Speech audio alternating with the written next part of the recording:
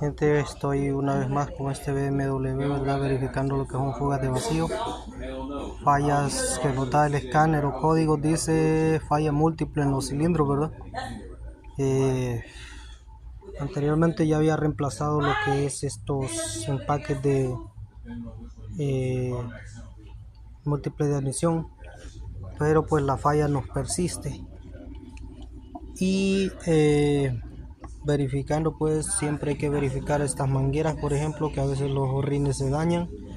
Estas pequeñas mangueritas de acá también, que a veces están rajadas, pero esta ya la reemplacé también anteriormente, para que no nos fuguen por las abrazaderas, así como esta de aquí del el múltiple de admisión, verdad, que conecta con el MAX Flow, con el MAP sensor, y ver, verdad, que no tengamos cuestiones de humo, verdad. Aquí se mira humo, pero es de la misma máquina.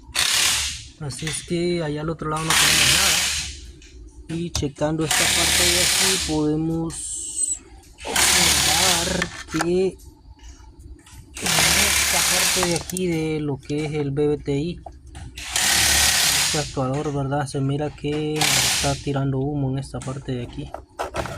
Puedo ver, pero no puedo verificar exactamente de dónde es.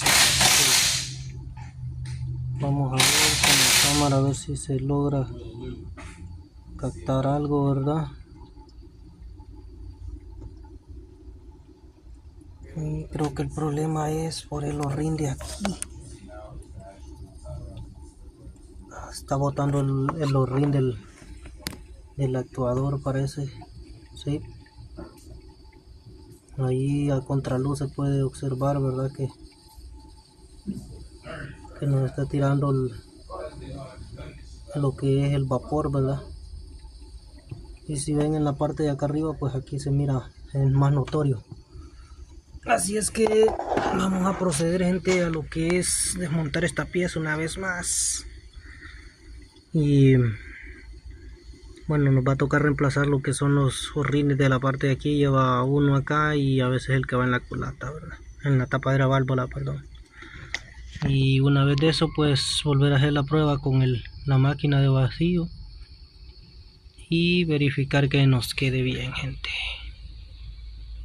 Así que les dejo, ¿verdad? Con esta humaranguera, ¿verdad? Una madera que tengo aquí.